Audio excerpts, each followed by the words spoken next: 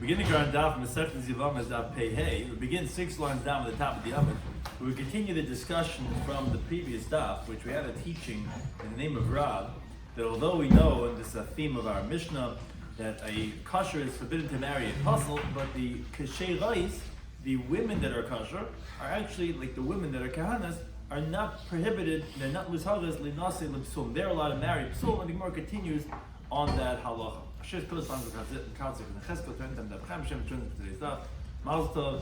Welcome back. Going on. Some of the things we discussed in today's daf are Isser Shniya, which varies between her husband and the Yavam. We had different cases, Asur al-Bal, Asur al-Boyal, that was with the theme of our Mishnah, our Perikish Mutaris. We spoke about the rabbinic, and we're going to elaborate on that there's a difference between Chiv and Lavin that are entitled to Ksuba, whereas Shniyas, those that are rabbinically forbidden, are not entitled to Ksuba, and the Gemara is going to give reasons for the distinction between why do they get a Ksuba and they don't get a Ksuba. Certain elements of the Ksuba we're going to discuss about regarding the Ikra Ksuba, which is the sum of money that she receives if she's divorced and becomes Almana. Sula is 200, Almana is 100. Then there's Tanai Ksuba, which are the add-ons to the Ksuba, which that's payers. Some of them are for the husband, some of them for the wife. Payers so that he has the right to the payers of her assets, to have the utility. The Zaina she gets fed. And Beloyas, the way Rashi explains it, is that it's the worn-out garments that she takes when she gets divorced or widowed. So beginning our Daf Pei Hey, 6 lines down, we're first finishing up a conversation we had from the previous Daf. It says the Gemara, Papa V'Rapuna B'Redi B'Shua, Iklu L'La Hintzubu. They went to this place Hintzubu, La'asre D'Rav Ida Baraman, to the place of Ida Baraman, and Ba'ivin they asked from them the following question, which was this teaching of Rav we were discussing the previous Daf. Huzuru Kesheris Lihinas L'Psulim, are the kosher women forbidden to marry to the Psulim? Like we said, there that we know that a kosher not to marry apostle is the same thing in the reverse. So Papa said to them, to Nishu, it's a Mishnah Mesechtes Kedushin. What does the Mishnah say? Sorry, Yuchas and Olam and Bavel. There were 10 layers of lineage, of yichus, of distinction, of status that came up from Bavel. What are these 10 different pedigrees? You have Kahanim, Leviim, the Yisraelim, that's 3. You have Chalalim, which that's 4, that's a kohen that was desecrated. Gerim, which are converts. Bechadrudim, you have freed slaves. Each one is lower than the other ones. Umamzeirim, which are child born from illegitimate union of the parents. Nesinim, which is from the Gevoinim, from the people that were from the Canaan that tricked and became converts. Shetuki, which we silence him when he doesn't know who his father is. Vasufi means he's gathered in because he doesn't know who any of his parents are. He doesn't know his father or his mother. Those are the 10 levels. Says the Mishnah Kedushin. So Kaham Levim Yisraelim on return love is a lot of intermarry. A Kohen can marry a Levi can marry Yisrael, and so on. Levim Yisraelim Chalalim Gerim Chadurim. We're not including Kaham because Kaham cannot marry a Gerim and all those other ones. But Levim Yisraelim Chalalim and Gerim and Chadurim on return love is a. And then the last layer, Gedi Chadudi, some of them have an overlap. Gedi Chadudi Mamzerin the senior Shtuka Vasufi return love is a. They can marry in with that other strap. Okay. But one thing says, Papa, I'll prove to you the ilu, but regarding kahanim bechalolim and kahanis lechalol loikatani. It doesn't say that a kahanis can get married to a chalol to say that it's permitted. Obviously, it's forbidden that a kahanis can get married to a chalol. So that answers, you see that a kasheris is forbidden in apostle. Somebody wouldn't read Beshua. He says, no, it's not a riot. Truth is, a chalali is permitted to get married to a kahanas. Why didn't we say it? Because a kohen in a chalala is forbidden, so it's not a clear and open case. Because kol heicha dehani nasri bahani, vahani nasri bahani, where it goes both ways, that the man can marry the woman from that pedigree, and the woman can marry a man from that pedigree, meaning the lower one, so then we're going to say it. But by a kohen, if a kohen would want to marry chalala, asirle, that we know is forbidden. So therefore, we didn't say the opposite either. Maybe really a kohenis could marry a chalal, but since a kohen cannot marry a chalala, so then we're not going to say that case because we're saying in categories. And since it doesn't work with the man to the woman, we're not going to say the woman to the man, but it's not a right. But also, they came in front of Rabbi Bar Oven, after they tried saying maybe really it would be permitted or maybe forbidden, he said to them, Dardiki, children, which this was the teaching we had quoted in the previous daf, a kasher, a woman is not forbidden to marry a apostle, a man, and a kahanis can marry a chalal. It's only a kohen who cannot marry a chalala. That finishes the conversation we had from the previous daf. Now we go back to the halacha of the Mishnah. We said in the Mishnah that there are shniyos, medivrei seifim b'chulu. We had 4 different categories regarding the shniyos, which we had said a case of shniya labal, shniya liyavam, which we described that it's permitted for the yavam, but it's forbidden for the baal because it's actually they don't have this mother, so it's actually the mother's mother of the husband, but that would not be the mother's mother of the yavam. And we had also shniya liyavam, shniya labal, which again it would be forbidden to the yavam because it's the mother's mother of the yavam, but it would be permitted to the husband. And we had shniya lazel lazeh, they have the same mother, said asur lazel lazeh. But one thing is, the Mishnah told us that they don't have a ksuma. Now, b'nei biri, the people of Biri, which is the name of a place, they asked me Rav Sheish the following question: shniya labal v'lo shniya liyavam, when she's a secondary erva of the husband, but not from the yavam. So yesh la ksuva mi yavam oy loy. Does she get a ksuba from the yavam now? What's the question? Meaning you're saying it's a secondary erva to the husband, but it's not a secondary erva to the yavam. So we're saying she's allowed to do yibu. So does she get a ksuba from the yavam or not? What's the shaila? So the Gemara explains. Kibbutz Amar, since the master says we quoted this in Daf Lamed Ches Amud Aleph. Kisubasa. What's interesting is the ksuba of the yavama. When she gets married to the yavam, usually the husband writes the ksuba, but by yibum it's not like that. Al nichse bal harisha. Actually, the collection of the ksuba is from the first husband's estate, because really the yavam is taking over his dead brother's estate. So maybe you would say that Lesla, she's not going to get a ksuba from the yavam, because even though we're here, she's not getting from the first husband, but the yavam doesn't give a ksuba. It's from the first husband's estate. Now the first husband's not giving it either, because it was a shniya to the baal. So maybe she wouldn't get a ksuba. By dilmo, maybe no. Even the either less law. Since in general, if a yavama would not get meirishon from the first one, meaning from our first husband, let's say that the late husband's estate, there's nothing there. It was depleted. So Tekina L'Rabbanan V'Sheni, so the rabbis instituted that. Then she gets from the second one, meaning she gets a ksuba from the yavam, and here also she's not getting a ksuba from the first one. So therefore, Isla, maybe she would get a ksuba from the yavam. That was the question that they asked: does she get a ksuba from the yavam in this case when it's a shniya le baal, but it's not shniya to the yavam? In that situation, when she's permitted to the yavam, would she get a ksuba from the yavam or not? So Rav Sheish said, "Them tinizua." We learned this in the brisa, which this brisa is going on all Yevamas. The brisa says, "Ksubasa nichse balarishan." Like we said, generally by Yavam, her ksuba is on the assets, on the estate of the late husband. Now, if let's say, like the case we're discussing, if she was a secondary heir to the husband, then afila miyavam ein la, that even from the Yavam she doesn't get, which you could understand that because he takes over the estate of the first husband. And just like the first husband's estate, we know the halacha is, as we're going to explain shortly, that a shniya, a secondary heir, does not get a ksuba.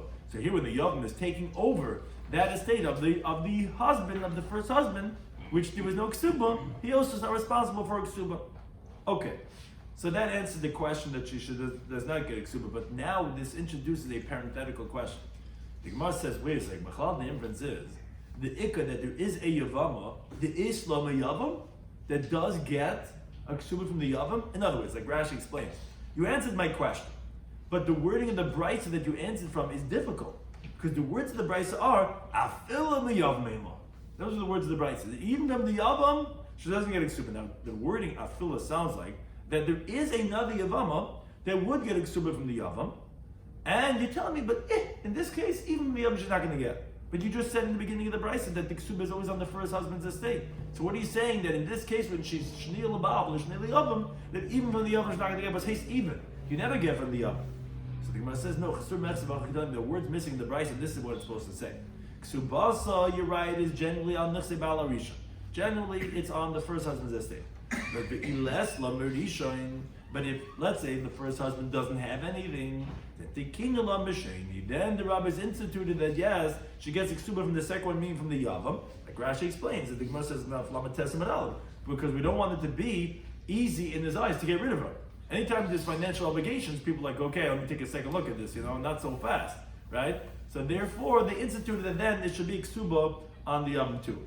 But that's what the Brisa concludes, which answers our question. But if she was a secondary to the erva, afila miyavam ainlo. That's the chiddush. What's min afila? Because sometimes you get from the yavam, but in this case you won't get from the yavam because the yavam is taking over the late husband's estate. And it's not that he just doesn't have money; it's that it was a secondary erva, and he's taking over that relationship which was forbidden. Therefore, he's not responsible for ksuba in that case. Now, relating to the halacha of the Mishnah, that we said that there are those that are biblically forbidden, that there's going to be a ksuba, but we said regarding those that are rabbinically forbidden, they're not going to get a ksuba. So the Gemara introduces the following question. Rabbi Elazar asked from Yechanan the following question. It says, Amalekah and Gadol, we know these biblically forbidden relationships. When the widow marries a Kohen Gadol, or Grusha v'chalutza the Kohen Hedyot, or Grusha chalutza gets married to a Kohen Hedyot. Yesh lehem mezainis, or ein lehem mezainis? Do they get, we spoke about in the Mishnah already that they don't get a ksuba. The question is, but do they get mezainis? Are they getting fed? Are they getting supported? Or do they not get mezainis? So the Gemara says, hey, Chadam, what's the case talking about? To say, if it's that they sat, meaning if she is in the, if that she is still there by the husband, the widow is still married to the Kohen Gadol. The question is, but Amid V'Haitzei Kohen, she's waiting to be taken out, meaning we don't let them stay married. So mezainas isla, how can you say that she's going to get mezainas, providing for her needs would maintain the relationship? We want to end this relationship. So that can't be that this is what we're going to give her and when it's maintained the forbidden relationship. So says the Gemara, no. The case we're asking about is he went overseas. She borrowed and she ate up that food. What's the halacha? So what's the question? So the Gemara says, I'll tell you what the question is. That mezayni, regarding sustenance, it's not ksuba. It's a stipulation, it's an addendum to the ksuba, because what he writes in the ksuba is, you're going to sit in my house, and you're going to get provided from my estate, all the days of your living as a widow in my house. So the question is like this. We said, interestingly, as we're going to explain shortly, by a secondary erva, she doesn't get a ksuba. A biblical erva, she actually gets a ksuba. The Amon L'Kohen Gadol, we want her out. We don't want to maintain this forbidden relationship, but she gets a ksuba and she leaves. So the fact that she gets a ksuba is mezainis, because one of the Tanai ksuba is mezainis. So she'll get mezainis too. Now, obviously, we're not going to give it to her actively if she's in the marriage, but if she had borrowed and eaten, we're going to compensate her because she gets the Tanai ksuba. But then maybe no. Ksuba. Yeah, you know when she gets a ksuba, the dowry? Because that's to cash and carry. That's to take and go. Because that's what a ksuba is when you're leaving. That we're going to give you. But that Islam, Mazaini, but by sustenance, maybe she's going to stay longer by him, meaning he's going to take these trips overseas and she's going to borrow and get paid back. So maybe less, maybe she doesn't get. That's the question. Do we say Lamais it's like ksuba so she should get it? Or do we say no? There's a chilik between them. There's a difference. Ksuba is only when you're leaving. This is not only when you're leaving. Maybe we wouldn't give it. So he said to him that this Rabbi Yechanan responded back to Rabbi Elazar. He says lesla. She does not get mezainis. You're right. Ksuba is when she's leaving, but mezainis we're not going to give her. He said Rabbi Elazar says v'tam in the Brisa yeshla. The Brisa says that she does get mezainis. He says no kitanya. When we learn that Brisa she gets mezainis la'achar misa, meaning if the husband, that's the Kohen Gadol to the almana, if he died and he didn't divorce her, okay, then she'll get mezainis all the days of her widowhood, like any almana, because mezainis is like ksuba. And here where he died, there's no gezer, she might remain with him. He's dead.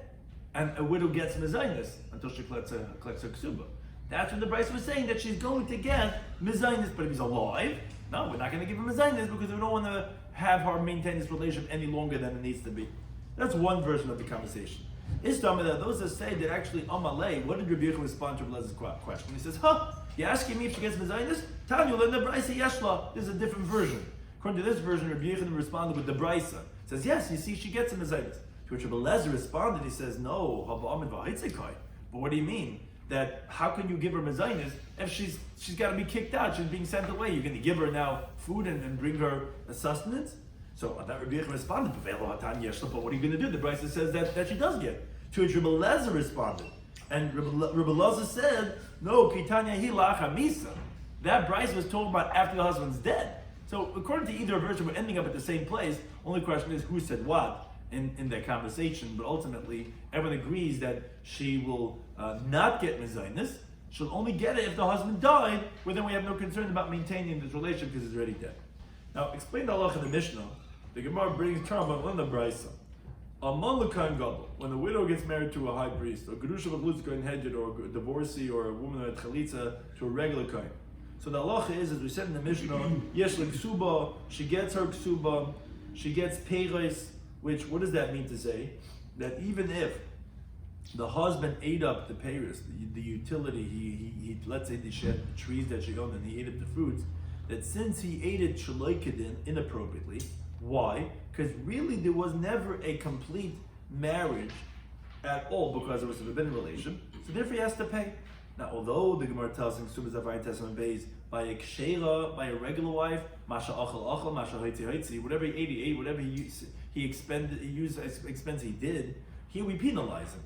That he has to pay even what he ate, as the Gemara is going to explain, because of what's called his margilo la'avera. It's really him who's really enticing her to get married in this situation. We'll explain that, but since it's really his fault, so therefore we're going to give her the peiros back. He's got to compensate for all the peiros he ate.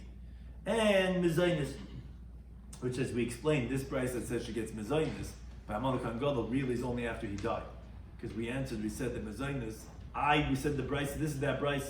I said that she does get mezainis, even Amalekhan Gadol. So we answered that's only when he's dead. When he's alive, we're not going to give him mezainis because she's Omer L'Hoitzik, we're not going to give her food to maintain that forbidden relationship. It's only after he's dead. But she gets mezainis. And bela'is. Bela'is are the worn out garments that she has in the estate that she brought into the marriage. She gets to take them when she leaves. Additionally, v'hi psula, she, the woman, becomes pastor, becomes a halala. By having had married the kohen gadol or the kohen, she becomes halala. And the vlad apostle, her child becomes a halala or halal. Our child becomes invalid. And we force him to divorce her, like we said, this is a biblically forbidden marriage. We coerce them to get divorced. Now, in the contrast, the secondary errors, which are only rabbinically forbidden, Ein lo ksuba, she does not get a ksuba. Lo peiros, she does not get payback the peiros. Lo mezainis, she doesn't get sustenance. But lo bela'is, she does not get her worn-out garments back. Now, on the other hand, b'hi kshera, she's kosher. Uvlad the kosher, child's kosher, because biblically it is not forbidden this relationship. And but here also we force him to divorce her. Now, Amr Shimon Elazar, he says, why did we say this? Why is it, by a biblically forbidden relationship, that the woman gets her ksuba when she's leaving the marriage? So says Rabbi Shimon Elazar, Neshahu Pasal, because there's an interesting mission of B'chayris that Menhem Beis says that whoever marries women in sin, he's pasal to the avodah, even though really he's not pasal, but he's pasal to the avodah until he vows that he's going to make it forbidden for him to any benefit until he divorces these women. So when he gets married to the Amana, he's pasal, and the pasula, and she also, like we said, becomes pasal through him because she becomes a halala when she marries the kohen gadol of the kohen. Also explains Rabbi Shimon Elazar,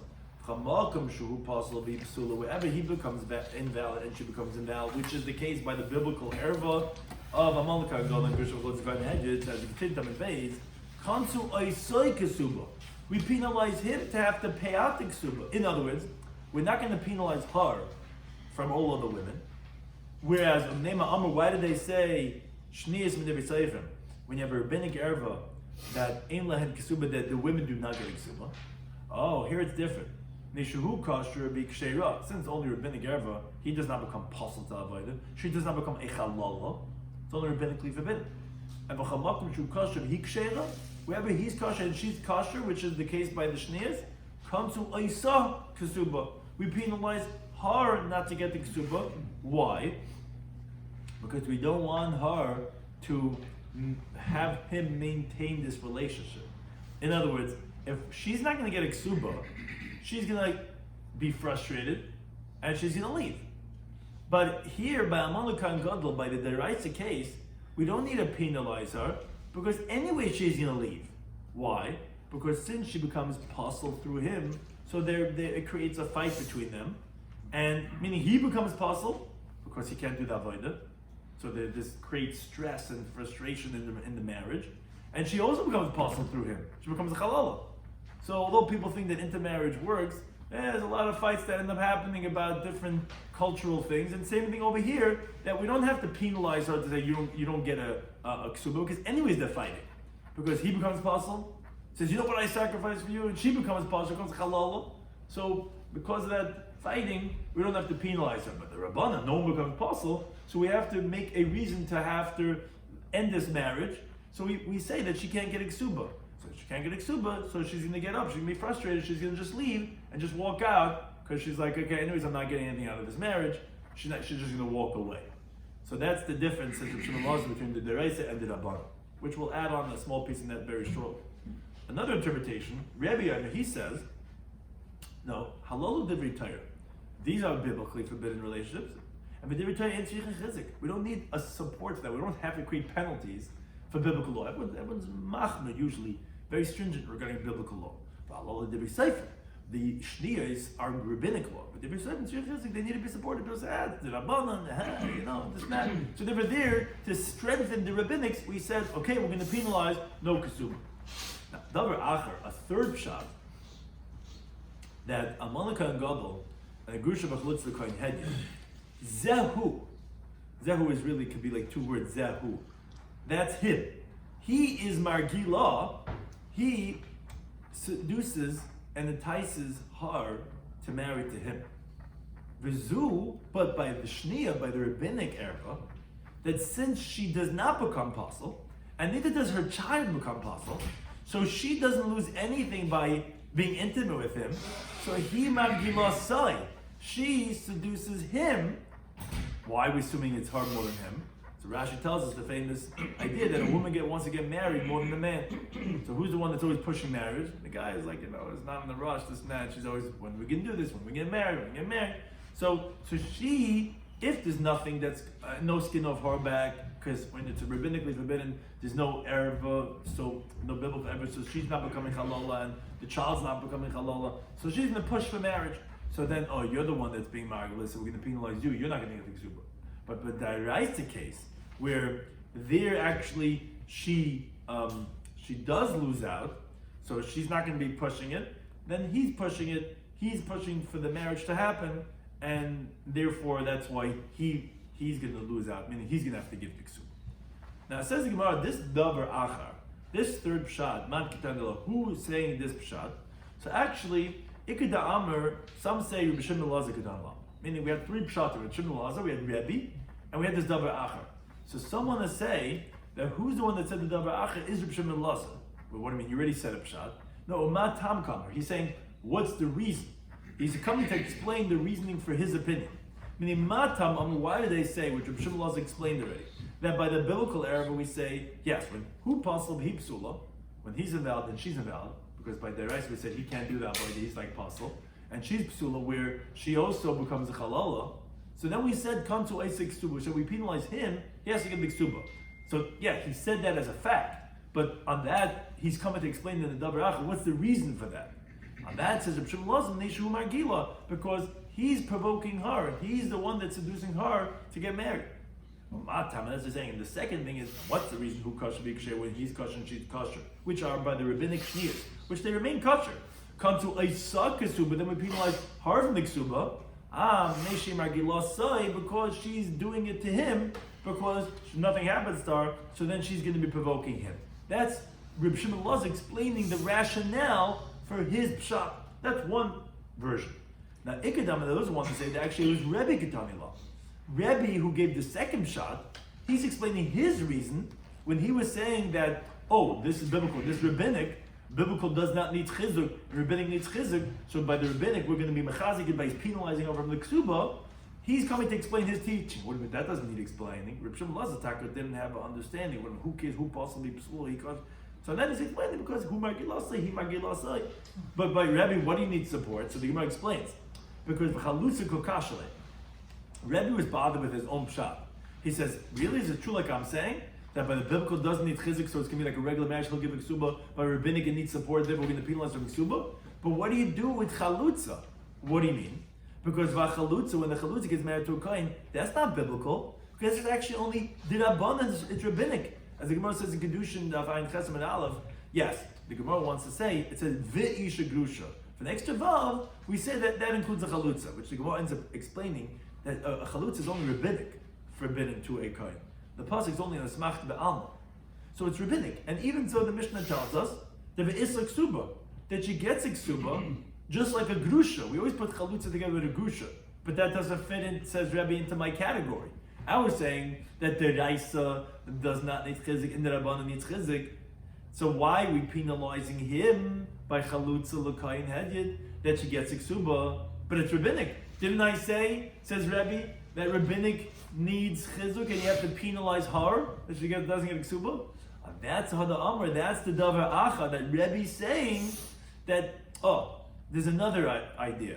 Because Kivan the Pasala Midrabanan, since rabbinically she becomes pasal in Truma when she's a chalutza to the Kohen Hedyet, so she won't be able to eat Truma. So Zehu Margila. So he's the one that's trying to get her to get married because she doesn't want him because she's going to be on the short end of the stick. V'zu, whereas regular shniyas, where she does not become pasal, he Margila sai, because she's not losing anything, she's not becoming halal, her children are not becoming halalim, so she can be margil him. That's what Rebbe's adding on with the davar achar. Now, therefore, that explains that davar achar, again, whether it be Reb Shimon Lazar or whether it be Rebbe. But says the Gemara now, Ma'ikah, what is the difference bein Rebbe? Which again, Rebbe's pshat was, does Divrei Torah versus Divrei Seifrim, there's a need chizik and not, that's the difference if we penalize our ksuba or not. Reb Shimon Lazar, who he said that who's provoking who to go ahead and penalize, according to that pshat, the first answer that we said, who's the davar achar, is Reb Shimon Lazar.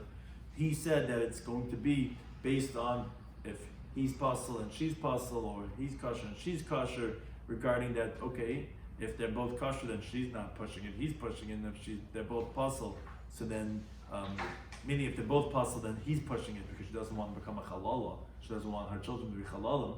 So what's the difference between them? I mean, is there any cases that would be a ramification between the pshatim that they're giving for this halacha of the case that we mentioned? So it's a little bit of a cheshbon. The Gemara tries to find cases that would be the difference according to everyone. So Rav Chizd says, I'll tell you the difference between them. The difference between them is if a mamzeres or nesina gets married to a Jewish person. So the Gemara explains. Because according to Rebbe, it says that the principle is that when does she get a ksuba?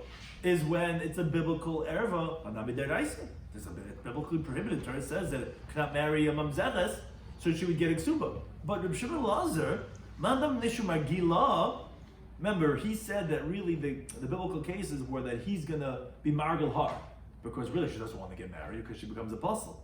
Here, no, he margil. She's actually going to try to get him to get married, and then according to Reb Shimon Lazar, she will not get a ksuba. Why? So Rashi explains, because when the mamzeres gets married to a Yisrael, she's not any worse off. To the contrary, she actually wants to get married to a Jewish man so that she can elevate her children. She's a mamzeres. Now, Rashi asks on himself, he says, what do you mean? How does it help for a mamzeres to marry Yisrael to she got married into the Gila? Anywhere her child's going to be a mamzeres, the Gemara said, Nav Ayin Chesem and Aleph, you go Achar Pesulam. So it says Rashi, even so, since there is a takanta l'mamzerim, there's a way to fix mamzeres. How so? Reb Tarfon, as the Gemara brings in Kedushin of Samach Tesem and Aleph, says, mamzerim can purify themselves. How is that possible? So Taisus explains that through a shivcha, if a mamzer marries a shivcha, then the child becomes an evet, and then that child will then go ahead and when he gets freed, he's like a regular Yisrael. He's not like a mamzer. Now, although Taisus says that there's no way of purifying the girls, because it's only by a shivcha. You don't have that by the Eved. It's only Hashivcha Viladeha Tila Adeneha. So that's not going to happen with the girls. On that day, she says she thinks that he's not going to be bothered because at least you can be Matar B'schar. At least the boys will find a way out for that. And but what's with Amalekah and Gadol and Grusha B'chol? It's Kohen Hedja says Taisa where it sounds like that she will not be margul him because of the psula of the children, because they're halalim. But I thought Bnei Yisrael are mikvah tar for halalis, and the Bnei Yisrael are mikvah tar for halalim, as Rabbi Shloimy says, you could also purify halalis also through marriage with Yisraelim. So Taisa, however, he's particular on his sons that they're not going to be kahanim. Because even though they'll be kosher, they won't be kahanim. Kahanim will go with our socks. We go up one, my Yom Tov, and we get up there, and everyone says we're kahanim. That's it. So she's afraid to be margul over there. But the Gemara is assuming now. But by mamzeres, she'll go through the effort and she'll try to marry into Yisrael, even though they're going to be mamzer. But there's a way of fixing it. So she wants to get married into the kehila.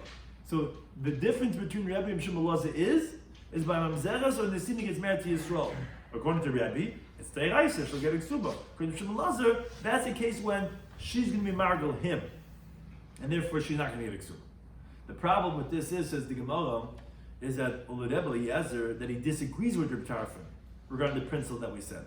Because the Amar, he says, if a mamzer marries a shivcha and has a son, he does not become purified from the mamzeres because of the fact that he was a slave. Rather, he's an evet mamzer. It doesn't get purified from mamzer. He actually now doubles down. He's not only a mamzer, he's also an evet. So then regarding this case, since there is no way for the mamzeres to fix her children by marrying Yisrael, so the margalev lemidi, she's not going to try to go and invalidate the descendants of the man who now, if she marries Yisrael, his children are going to be mamzerim, because there's always going to be fighting. If you say, look what you did to me, now all our children are mamzerim. Look, in school they call them the mamzer, right? So therefore, according to everyone, this case should be that she should get eksuba, because even according to Shimon Lazar, she's not going to be margal him. She would never do it, because she should know she'd get over the head for the rest of her marriage. And if anything, he will try to get married to her. Again, she won't be trying to push him out upon her. She won't be margila side, because if she's the one that pushed it in and says, look what you did to me, look what you did, if he's fine. But in other words, it wouldn't be a reasoning to make a knas on her, according to Shimon Lazar, to make her lose her ksuba. Because that was the rationale of all the shniyos, which you said, she's not becoming pasla. Who's the one that always wants to get married more? The woman, she's going to be margal him. Here she's not going to be margal him if she's mamzeres, because it'll cause disruptions. That obviously they're getting married, but it's not her fault primarily. So again, that doesn't answer the question. And according to Rabbi Lazar, we don't know what's the difference between Rabbi and Shimon Lazar. So El Rabbi Yisrael says another case. He says that marzi gerusha mishanisa sikibenah. The difference between them is, if someone remarries his ex-wife after she had already married someone else in between, that's the difference between them, as the Gemara explains. According to Rebbe, it says the overriding principle when she gets ksuba is if it's a biblical erva. It's biblically forbidden to remarry the former wife who already married someone else, so she'll get the ksuba. But according to Bishop says that the reason is that she gets the ksuba is because he's the one that's causing her to get married, so it's not her fault. In this case, but she will be margalalei. Why will she be the one? Again, whenever it's equal, we're presuming the woman's pushing marriage. Why is it equal? Because here, there's no psulim for her. Because the child's not a mamzer, and therefore, the woman will be pushing the marriage. Because she's pushing the marriage, even though it's biblically prohibited, so we say that she's going to get penalized, and she'll lose that ksuba. The problem is, the Gemara still doesn't like this according to another opinion. Well, Rabbi Kiva, that he says, Yesh mamzer b'chiba lavan, you're right, this is not a chiba creases. So according to most opinions, it's not going to be a mamzer. But the problem according to Rabbi Kiva holds that there's a mamzer even from b'chiba lavan from a negative prohibition. So again, you're back to the question. She will not be provoking him to go get married, because she doesn't want that he's going to blame her the rest of life. That look what you did, all our children are mamzer, according to Rabbi Kiva. So according to Rabbi Kiva, you still don't have enough gemina between Rabbi and Shimon Lazar. According to both of them, she's going to get the ksuba, either because it's a chiv deraisa, or because she's not going to margal him. So Papa says a third pshat. It says the difference between them is when you have a single girl, however, she's not a virgin anymore. If she gets married to a Kohen Gadol, where there's only a positive commandment, because the Torah says, B'sula me'am avikach, he should take a virgin, which obviously means not a woman who's non-virgin. Now, a negative prohibition that's derived from a positive commandment has only the force of a positive commandment. So there's no chiva lav even. And the fact that she's a zayna, no, the fact we know she's not a virgin anymore, you only become when you had a bia asura. But from a single guy, that wouldn't, or if she lost to some other way, that wouldn't make her into a zayna. So all there is a chiva say. So there's no chiva lavin, there's no mamzeres. So people says, okay, great. Manda b'deraisa, one that says that it's a biblically forbidden. Manda b'deraisa, it's chiva say, but it's biblically forbidden. So therefore she'd get the kezub according to Rebbe. Or manda b'nishum agil, according to Rabbi Shimon Lazar, says that it's because he is trying to get her to get married. In this case, he margalalei. She's even pushing him to get married because, again, the only reason why he'll be pushing, not her, is because she becomes apostle, or children become apostle, so she's not going to be pushing it. In this case, no, she will be pushing it because here there's no psulim for her or for her children. She doesn't become a chalala. Her children don't become a mzerim. It's only chivasei. So the Gemara says that will be enough kamina. But the Gemara says no, even this is not a good enough kamina because but according to Rabbi Shloimy Schwartzberg, which is brought on Daf Samach Amiral in Perkabal Yevimta. The that he says, yes, chalal b'chivasei. There's a chalal even from a positive commandment, which again, since we're talking about isuri kahuna, not any positive commandment, it has to be a positive commandment related to kahuna, which is the case we have of B'ula the Kohen Gadol, that it would create a chalal against halal. She won't be provoking him because he's going to say, look, you made our children halalim and this and that. So again, everyone would agree that since he's being margal her, and it's a chiv deraisa, that she's getting ksuba. So back to the question, according to that mandala, what's enough between Rabbi and Shimon ben Elazar? So Elam Ravashi, rather Ravashi says that mavzich safik saitosik b'nayir. The difference between them is when a man takes back the woman that maybe had committed adultery, is the difference between them. Meaning, he had already warned her, she secluded herself with another man, which is a issa deraisa, because the Torah says the word v'nitma 2 times, which teaches us what's called echel abal, echel abal. This woman who was secluded with another man is forbidden to her husband and to the man that we suspect her with adultery. That's the difference between these 2 pshatim, as the Gemara explains. Mandam deraisa, according to Rebbe, says that it's biblically forbidden. Hanam deraisa is biblically forbidden. Torah says the nitma we forbidden to the Baal, and therefore she would get the ksuba if he takes her back after this incident happened. But a mandam nishum agila, according to one that says that the reason why she usually gets it is because he's being margal her. In this case, he margal alei. In this case, she is being margal him. Why? Because all things being equal, there's no mamzeres here, there's no chalalas over here. So she's going to be the one pushing to stay married. And therefore, it's her fault, and if we penalize her from the ksuba, and she's not going to get the ksuba in this case. But the Gemara still has a question.